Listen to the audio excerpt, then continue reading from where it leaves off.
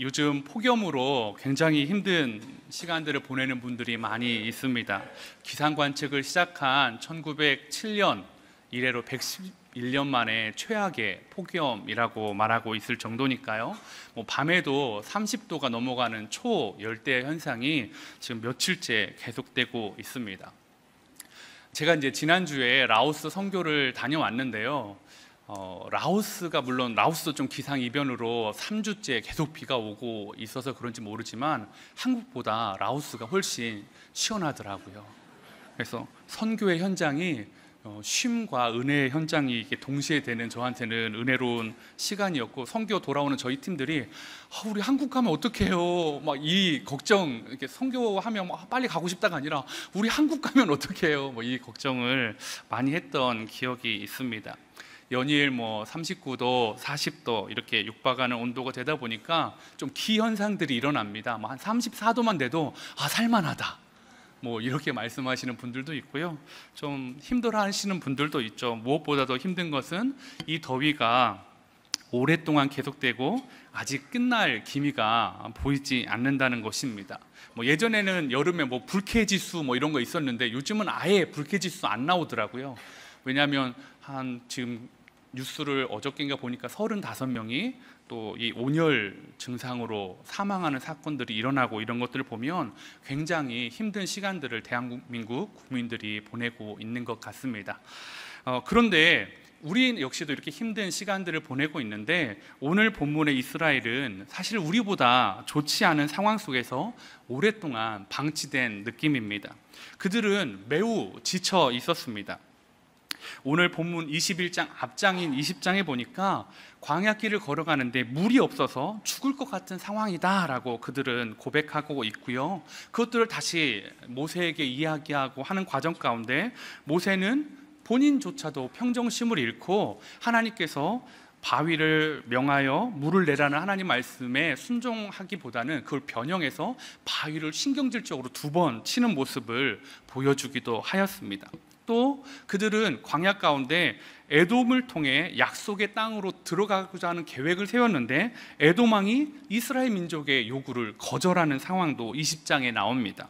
더 큰 문제는 20장 1절에는 미리암이 죽는 사건이 나오고요, 20장 마지막 29절에는 아론이 죽는 사건이 나옵니다. 이게 20장의 처음과 마지막이 미리암과 아론이 죽는 사건이 나온 게 뭐가 대수냐라는 것을 이야기할 수 있는데, 그것은 믿음의 1세대, 광야 1세대들이 지금 죽어가기 시작했다라는 것입니다.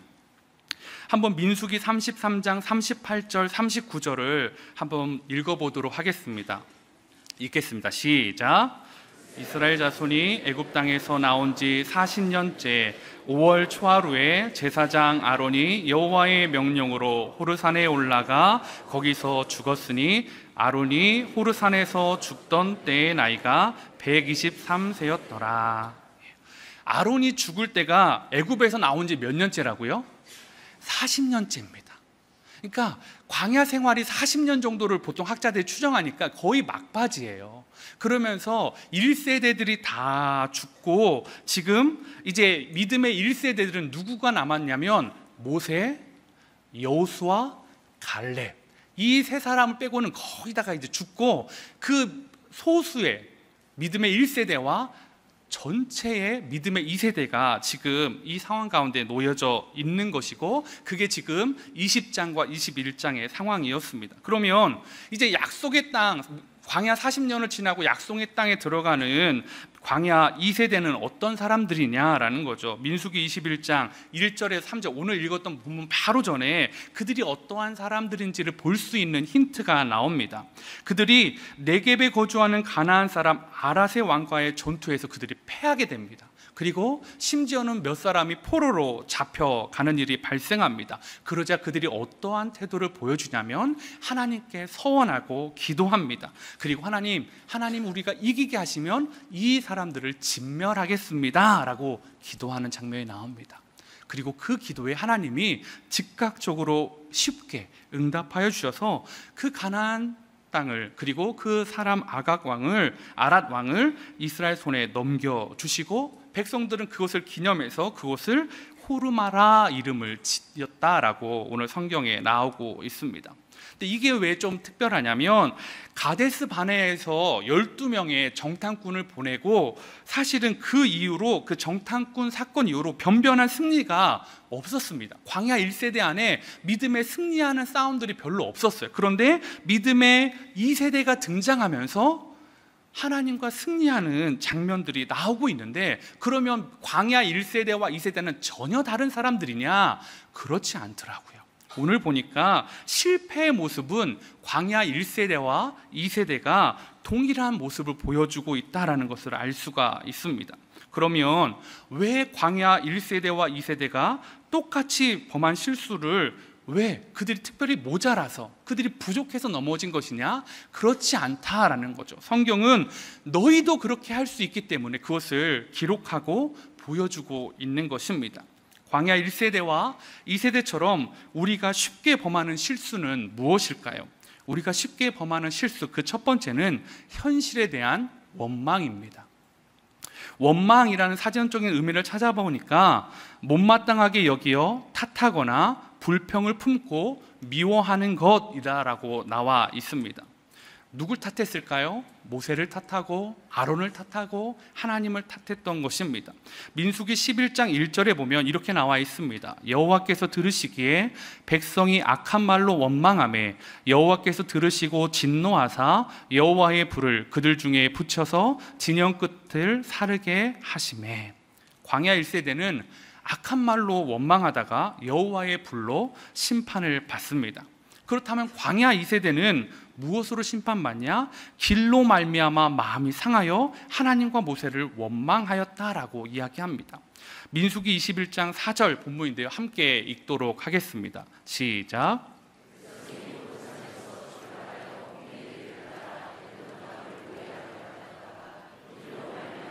백성의 마음이 상하니라. 자, 이 길이 몇 년 동안 걷고 있는 길이에요? 40년 동안 걷고 있는 길입니다. 그런데 그들이 마음이 상할 수밖에 없어요. 왜냐하면 그들이 격퇴한 아랏이라는 거기에서 헤브론 그 땅까지 거리가 짧게는 한나절, 길을 아무리 길게 잡아도 하루면 충분히 들어갈 수 있는 그 길이었습니다. 그런데 그 길을 돌아가야 되는 거예요. 눈에 보이는 빠른 길을 두고 돌아가야 되는 백성들이 마음이 어떻겠어요? 40년 동안 걸어왔는데 이제 한나절 거리인데 또 돌아가라고 이야기하고 있습니다. 근데 돌아가는데 오늘 홍해길을 따라 에돔 땅을 우회하였다라고 하는데, 이 홍해길이 위치한 아라바 광야는 해수면, 그래서 이 해발 고도가 바다보다 낮아요. 그래서 그들이 돌아다녔던 기존의 바란 광야나 신 광야보다 더 더웠어요. 낮에는 구름 기둥이 있어서 하나님이 보호하여 주셨지만 낮에 구름 기둥이 없었다면 노약자들은 탈진해서 죽었을 것입니다. 50도가 넘는 이 아라바 광야길에서 원망은 저절로 나올 수밖에 없는 상황이었다라는 것이죠. 하나님의 구름 기둥, 불기둥은 그들에게 윤택하고 편안한 삶을 만들어주는 것이 아니라 광야에서의 최소한의 편의일 뿐이었어요. 우리는 하나님의 불기둥, 구름기둥 있으면 됐지라고 하지만 그것은 행군할 수 있는 어쩌면 최소한의 그 50도에 넘는 그 광야를 걸어갈 수 있는 최소한의 하나님의 도움이었다라고 볼 수 있다라는 것입니다.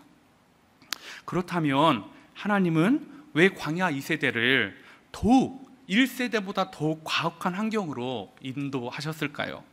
분명한 것은 하나님이 이스라엘의 고통을 즐기고 계신 것은 아니다라는 것입니다.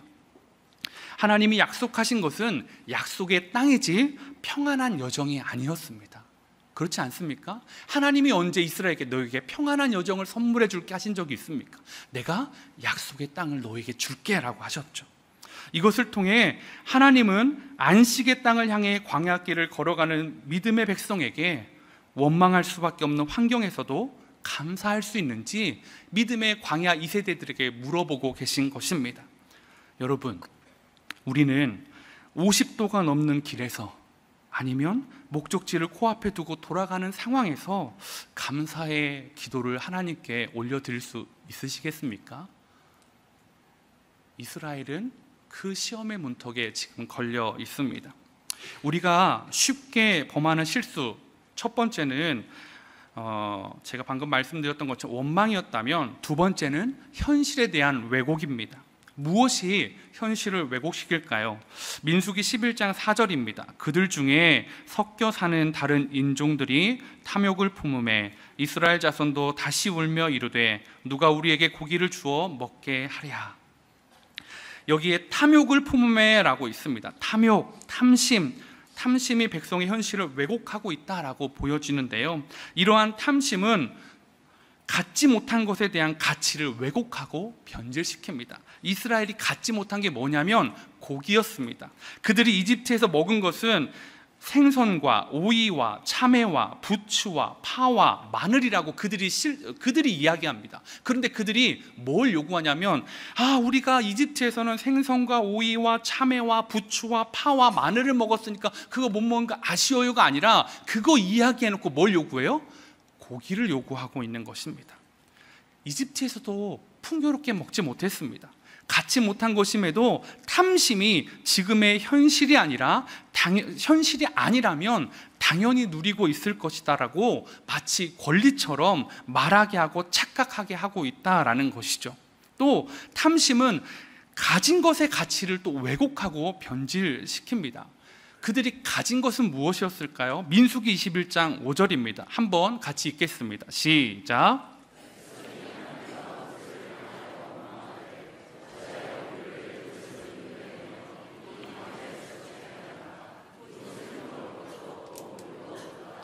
우리 마음이 이 하찮은 음식을 신어하노라 하매. 여기서 말하는 하찮은 음식이 뭘까요? 바로 만나입니다. 만나가 어떤 음식이죠? 만나를 처음 본 사람들은 출애굽기 16장 15절에서 이것이 무엇이냐, 만나라는 뜻이 이것이 무엇이냐라는 놀람의 표현이었습니다. 와, 처음 보는 거다, 신기하다, 이것이 무엇이냐라는 놀람과 감탄을 했던 음식입니다. 맛은 어떻다고 표현하냐면 출애굽기 16장 31절에 꿀 섞은 과자 같다라고 그들은 이야기하고 있습니다. 그런데 민수기 11장에 와서는 뭐라고 이야기하냐면, 이 신비한 음식인 만나가 뭐라고 그들이 얘기하냐면, 만나 외에는 보이는 것이 아무것도 없도다라고 얘기해요. 만나밖에 없네, 에이 만나밖에 없네 라는 상황이 돼버린 거예요. 너무 신기한 것에서 가벼운 것으로 변질되어 버렸습니다. 그들이 그 맛에 대해서는 뭐라고 표현하냐면, 민수기 11장 8절에 보니까 기름 섞은 과자 맛. 처음에는 어떤 맛이라고요? 꿀맛, 꿀 섞은 과자에서 뭘로 강등됐어요? 기름 섞은 느끼한, 어쩌면 그 과자로 격화된 것을 볼 수가 있습니다. 그런데 이러한 것들이 40년이 지나니까 어떻게 변해버립니까? 완전히 왜곡돼 버리죠. 오늘 본문에서 하찮은 음식이다 라고 표현합니다. 이 하찮다라는 것은 비참하다, 끔찍하다, 비참한 음식, 끔찍한 음식이다 라는 표현입니다. 백성은 탐심으로 오랜 은혜인 만나를 하찮은 것으로 왜곡시켜 버렸습니다.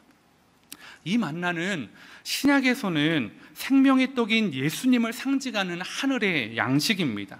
즉 하나님의 은혜의 상징인 만나를 비참하고 끔찍한 음식이다라고 이스라엘이 이야기하고 있는 거예요. 하나님이 주신 선물이 비참한 거예요, 비루한 거예요, 하찮은 거예요 라고 말하고 있는 거죠. 이러한 현실의 왜곡이 이스라엘 백성만의 문제일까요? 저는 그렇지 않다라고 생각이 되어집니다. 왜냐하면 제가 지난주에 라오스 선교를 갔다 왔는데, 여러 선교를 하면서 현지인 목사님과 이렇게 같이 우리 팀원들과 교제하고 또 그분의 간증을 들을 수 있는 시간이 있었습니다. 라오스는 공산국가이다 보니까 교회에 대해서 탄압도 심하고요, 또 관리도 많이 들어오더라고요. 그래서 저희가 간 지역에 13개의 교회가 있는데 2군데는 나라에서 허락해서 건물이 있는 교회고 11곳은 가정교회였습니다. 제가 가정교회도 가보고 또 2곳 중에 하나 건물이 있는 교회도 가봤는데, 그 목사님은 그 건물이 있는 교회의 목사님이셨어요. 그러면 건물이 있고 나라에서 이렇게 했으니까 좀 편안하겠지, 그런 생각을 가졌는데, 개척하시면서 개척하시면서 굉장히 많은 어려움들을 겪으셨더라고요.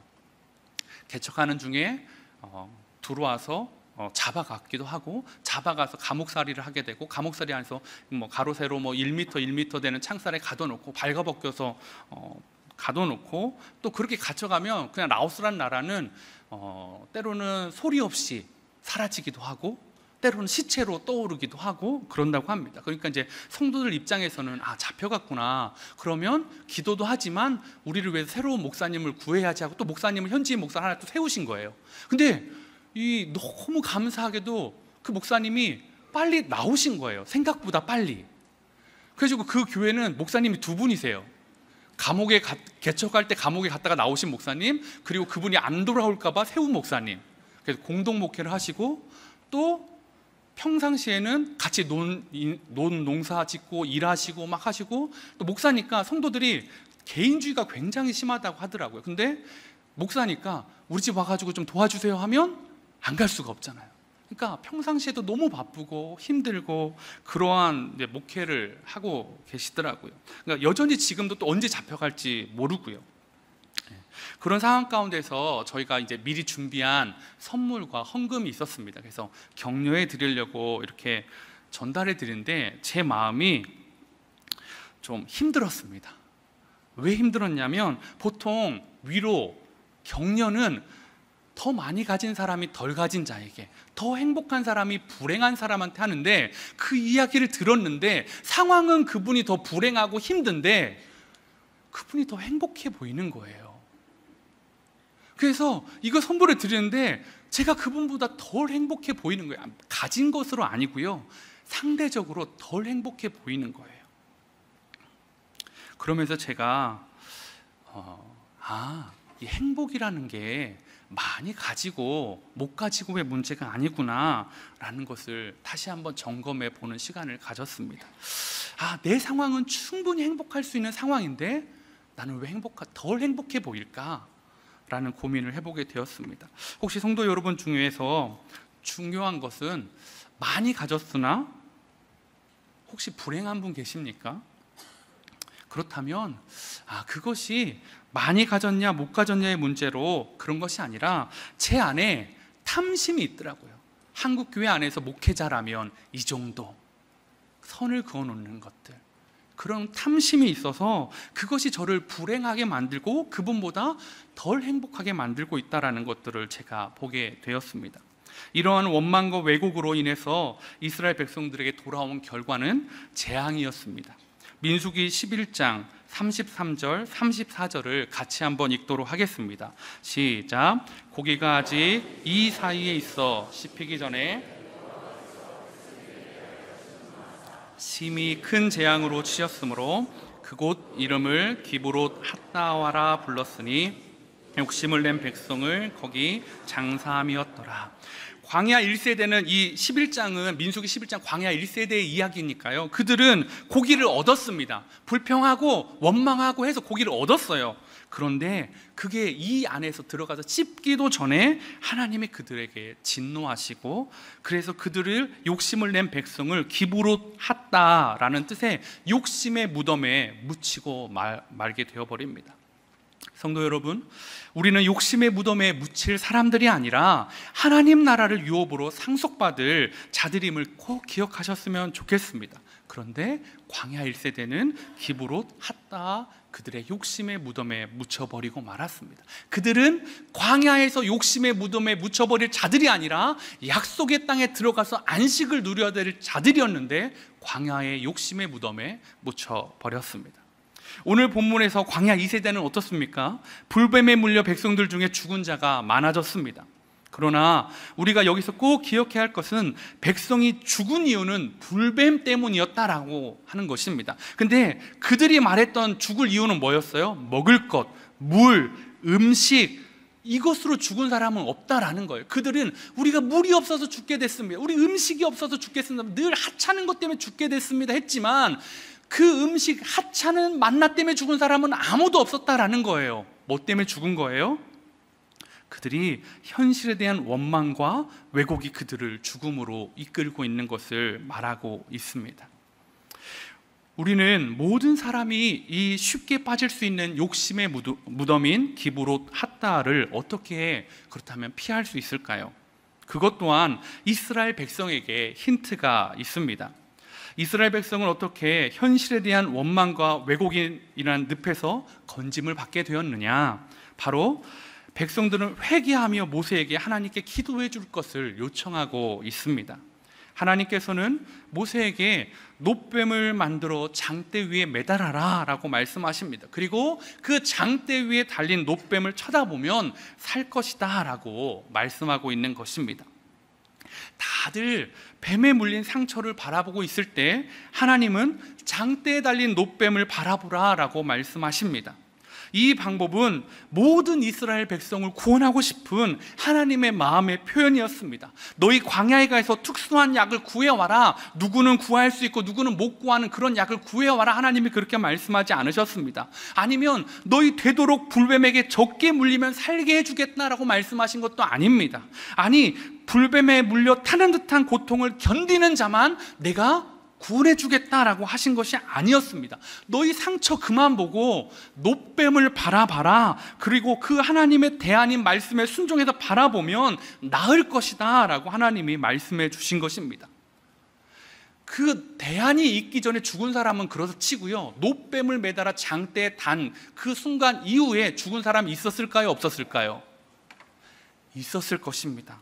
왜 죽었을까요? 그들은 시력이 나쁘거나 눈이 보이지 않아서 장대에 달린 뱀을 보지 못해서 죽은 사람들이 아닙니다. 죽은 자들은 자신의 상처만 바라보다가 죽게 되었다라는 것입니다. 바라보는 능력의 차이였습니다. 볼 수 있는 능력, 우리는 그걸 뭐라고 하죠? 시력이라고 합니다.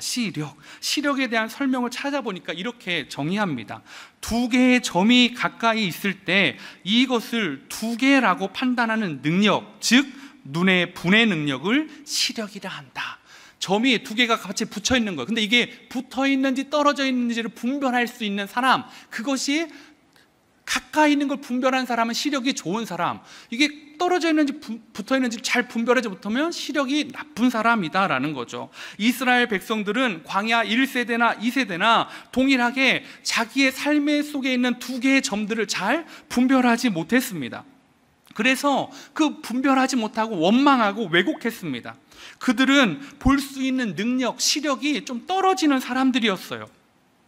그래서 그들에게는 하나님의 말씀을 통해 그 기꺼이 두 개의 점을 두 개라고 인정하고 자신의 잘못에 잘못 본 것을 하나님 내가 잘못 봤네요 라고 반성과 회개를 통해 하나님께 돌아오는 사람만이 약속의 땅에 들어갔다라는 것입니다.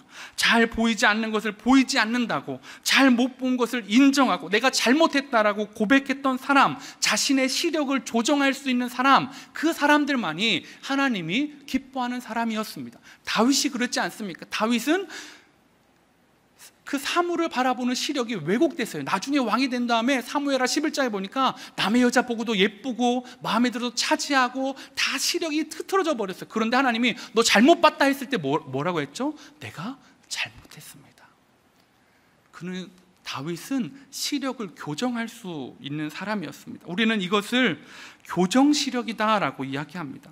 교정시력은 시력이 좋지 않은 사람이 안경이나 콘택트 렌즈를 착용하고 측정한 시력입니다. 제가 얼마 전에 건강검진을 하게 됐는데 시력을 측정하더라고요. 그런데 저는 제 눈이 분명히 시력이 별로 안 좋거든요. 안 좋음에도 불구하고 제 원래 눈, 이 나한 시력이라고 하는데 원래 눈의 시력은 건강검진 때 체크 안 하더라고요. 안경 끼시고요, 이쪽 가려보세요, 이쪽 가려보세요 하시고 뭐 이렇게 네, 3, 6, 2 뭐 이렇게 막 하더라고요. 1.5요 정상, 다 반대요, 네, 네 1.5요 정상 하더라고요. 제 원래 나한 시력은 그 1.5가 보이지 않아요. 그런데 이 눈에 맞는 렌즈, 이 안경을 쓰고 보면 1.5까지 볼 수 있다라는 거죠. 제가 정상이에요? 안경이 정상이에요? 안경이 정상이에요. 그런데 건강검진에는 윤지영 몇 세, 몸무게 뭐, 키 뭐 하고 그 옆에 정상, 시력 정상 이렇게 나오더라고요. 이것 안에 우리에도 홀라운 진리가 저는 있는 것 같습니다. 이스라엘 백성이 왜 죽었다고요? 잘 못 봐서 죽었다고요. 우리도 잘 못 볼 수 있어요. 근데 그러면 하나님이 너는 못 보니까 죽어라가 아니라 하나님이 대안을 제시해 주신 거예요. 뭐요? 교정 시력을 주신 거예요. 자, 저걸 바라봐라. 상처만 보고 있어서 죽었던 거예요. 상처 보지 말고 저거 바라봐라. 저 장대에 달린 뱀을 바라봐라 라고 하는 거죠. 하나님의 말씀이 믿어지지 않아서 죽었어요. 하나님이 그들의 시선을 교정해 주고 싶었는데, 볼 수는 있는, 시력은 있는데 교정받고 싶지 않아서 내 상처만 보다가 그들은 죽었어요. 하나님이 어려운 방법을 주시지 않았잖아요. 어쩌면 그들에게 이성적으로는 지금 뱀에 물렸는데 무슨 노뱀을 바라보면 살 수 있냐라는 이성적인 생각이 들어왔을 수도 있습니다. 지극히 이성적이고 지극히 잘 볼 수 있는 능력, 시력을 가진 사람들이었습니다. 그런데 그런 사람들은 다 죽었다라는 것입니다. 뱀에 물렸는데 약이 필요하지, 저 노뱀이 무슨 능력이냐? 아닙니다. 살아난 사람들은 현실을 잘 분석하는 사람들이 아니라 믿음의 말씀에 순종해 자신의 시력을 교정하고 노뱀을 바라본 사람들이 살아났다라는 것입니다. 그러면 이렇게 하고 끝이냐? 아, 시력 교정했으니까 됐구나, 안경 썼으니까, 좋은 안경 썼으니까, 맞는 안경 썼으니까 끝이냐? 아니다라는 거죠. 문제는 이 노뱀 사건을 통해 교정 시력을 확인한 사람 안에서도 다시 교정한 시력이 틀어지는 사람들이 나옵니다. 열왕기하 18장 4절입니다. 한번 같이 읽도록 하겠습니다. 시작. 그가 여러 산당들을 제거하며 주상을 깨트리며 아세라 목상을 찍으며 모세가 만들었던 노뱀을 이스라엘 자손이 이때까지 향하여 분향함으로 그것을 부수고 느수단이라 일컬었더라. 예, 노뱀 사건을 통해서 시력을 교정했어요. 그리고 그 사람들하고 후손들은 또 잘못 보고 저지른 만행이 뭐예요? 그것은 노뱀이 능력의 상징이다라는 거예요. 그래서 그 모세가 만든 노뱀을 소중히 가지고 있었다라는 거죠. 우상이 돼버린 거예요. 내가 노뱀 때문에 죽지 않았어, 우리 조상이 노뱀 때문에 죽지 않았어, 거기에 분향하고 그것을 우상으로 만들어 버렸어요. 히스기야가 어떡합니까? 이것은 단지 놋조각이야, 청동으로 만들어진 그 놋조각이야 라고 하면서 그 이름을 느수단, 놋조가리라고 이야기하고 있는 겁니다. 그리고 부숴버립니다. 광야의 사람들은, 이스라엘 백성은 노뱀의 시선을 고정했는데 또 틀어졌어요. 교정 시력이 또 틀어졌어요. 저게 능력이구나. 아니었잖아요. 저걸 바라보라는 말씀에 순종하는 게 능력이었는데 그 노뱀이 능력이구나 하고 착각해버렸어요. 거기에 고정돼 버렸어요. 마치 안경을 낀 사람이 저한테 가끔 제가 다니는 안경점에서 문자가 옵니다. 윤지영님, 시력 점검하셔야 됩니다. 내원하셔서 점검하시고 안경 구입하시기 바랍니다. 이런 문자가 6개월이나 1년에 한 번씩 옵니다. 그것처럼 우리도 그것이 필요하다라는 거죠. 한 번 교정하고 끝나는 것이 아니라 우리 안에 늘 새롭게 내 초점이 잘 맞고 있느냐, 내가 지금 잘 보고 있느냐, 교정 시력을 점검해야 된다라는 것입니다. 그러면 성도 여러분, 우리의 교정 시력은 어떻습니까? 혹 너무 오래전 신앙의 경험에 안주하거나 변하지 않는 환경으로 인해서 안경의 초점이 잘 맞지는 않는 그런 상태는 아니십니까? 아니면 말씀의 시력 검사를 통해서 새로운 교정 시력 진단받기를 거부하고 있는 건 아니십니까? 선교를 다녀와서 팀원 중에 한 지체가 저에게 보낸 문자 중에 제 마음을 울리는 문자가 있어서 제가 한 줄을 읽어드리도록 하겠습니다. 하나님의 나를 향하신 사랑이, 이 감격이 너무 빨리 식지도 잊혀지지도 않기를 기도해 주세요. 이렇게 문자 중에 한 구절이 있었습니다. 이 지체가, 이 자매가 걱정하는 게 무엇입니까? 복음의 감격과 하나님의 사랑을 눈으로 보고 경험했는데 또 일상 가운데 가면 그 교정된 것이, 그 행복, 이게 중요하지, 이게 정말 하나님 믿는 사람이 가야 될 길이지 했던 점검했는데 또 오면 이게 틀어질까 봐 걱정하고 있는 것입니다. 성도님 중에 그 자매가 믿음이 연약해서 그럴 거야, 아닙니다.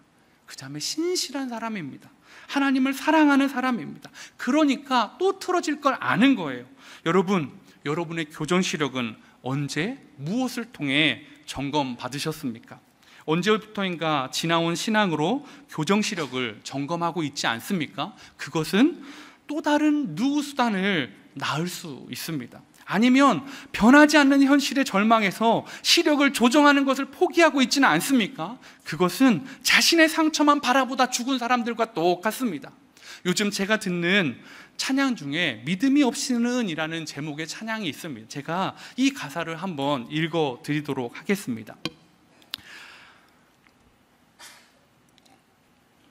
주님, 제 마음이 너무 둔해서 주님을 볼 수 없습니다. 이 땅에 속하여 이 땅만 보다가 주님 손을 놓쳤습니다. 나는 나그네로 왔는데 왜 주저앉게 되었나? 나는 청지기인데 언제부터 내 삶의 주인이 되어버렸나? 믿음이 없이는 기쁘시게 못하나니 고된 수고도 다 헛될 뿐이라. 믿음이 없어서 무너진 삶의 모든 자리에 다시 주님을 기다립니다. 믿음이 없이는 기쁘시게 못하나니 주를 찾는 자 반드시 만나리. 믿음이 없어서 무너진 삶의 모든 자리에 다시 주님을 기다립니다. 다시 주님을 기다립니다. 다시 주님을 기다립니다. 사랑하는 성도 여러분, 너무 지쳐서 현실의 장벽에 마음이 둔해져서 주님께 초점 맞추기가 어렵지는 않으십니까? 혹시 이 땅에 속하여 이 땅만 보다가, 상처만 보다가, 내가 원하는 것만 보다가 주님의 손을 놓쳐버리지는 않으셨습니까? 나그네인데, 지나가는 삶인데 이 땅에서 가진 것과 갖지 못한 것에 마음 아파하고 주저앉아 있지는 않으십니까? 청지기인데 내 삶이 내 뜻대로 되지 않는다고 힘들어하고 있는 것은 아니십니까? 여러분, 믿음이 없이는 주님을 기쁘시게 할 수 없습니다. 무엇을 믿어야 될까요? 요한복음 3장 14절 16절에 이렇게 나와 있습니다. 모세가 광야에서 뱀을 든 것 같이 인자도 들려야 하리니 이는 그를 믿는 자마다 영생을 얻게 하려 하심이니라. 하나님이 세상을 이처럼 사랑하사 독생자를 주셨으니 이는 그를 믿는 자마다 멸망하지 않고 영생을 얻게 하려 하심이라. 노뱀을 바라보면 살 것이라는 하나님의 말씀에 순종하는 것입니다. 예수 그리스도를 믿으면 영생을 얻게 된다는 말씀입니다. 예수 그리스도를 믿으면 너희의 이 땅의 삶이 평안할 것이다가 아닙니다. 예수 그리스도를 믿으면 내가 너희에게 영원한 생명을 주겠다라고 말씀하고 계신 것입니다. 혹시 지금 조금 힘든 광야길을 걸어가고 계신 분, 그 광야길을 들어선 분 계십니까? 오늘 주님께 초점을 맞추고 새로운 교정 시력으로 무장하는 은혜가 이 예배를 통해, 말씀을 통해 얻어지기를 간절히 소망합니다. 그래서 삶의 모든 자리에서 다시 주님을 기다리고 내 삶의 문제에 다시 상처가 아니라 주님을 바라보고 기다리는 저와 여러분이 되시기를 간절히 소망합니다. 우리들의 찬양 408장입니다. 괴로울 때 주님의 얼굴을 보라. 우리 이 찬양 같이 부르시고 기도하도록 하겠습니다.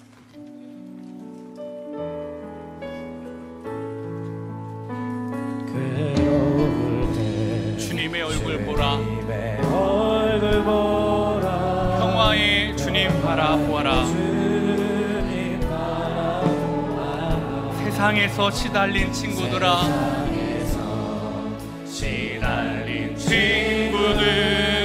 위로의 주님 바라보아라. 우리 한 번 더 괴로울 때 주님의 얼굴을 보라. 괴로울 때 주님의 얼굴 보라. 평화의 주님 바라보아라. 세상에서 시달린 친구들아, 우리를 위로해 주시는 주님을 바라보시길 원합니다. 우리의 눈을 들어 주님 보기 원합니다. 눈을 들어 주를 보라. 내 모든 염려 주께 맡겨라.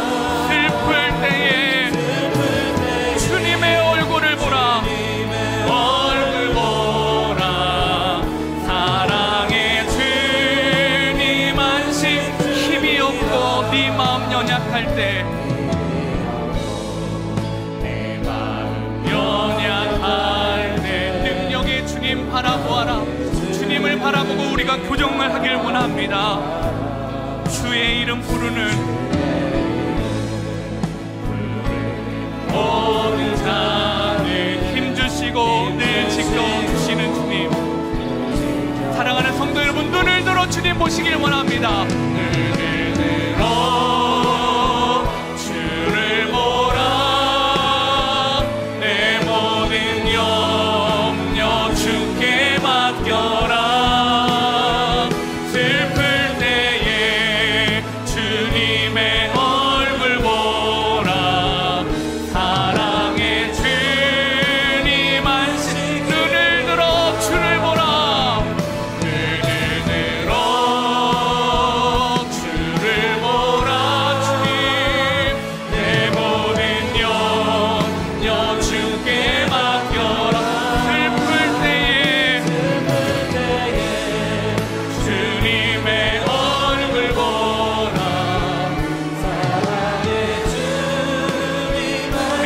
다 같이 한번 자리에서 일어나시기를 원합니다.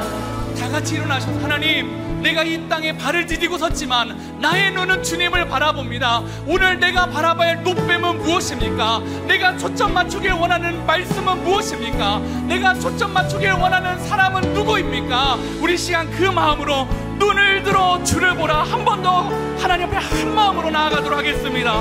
눈을 들어 주를 보라. 눈을 들어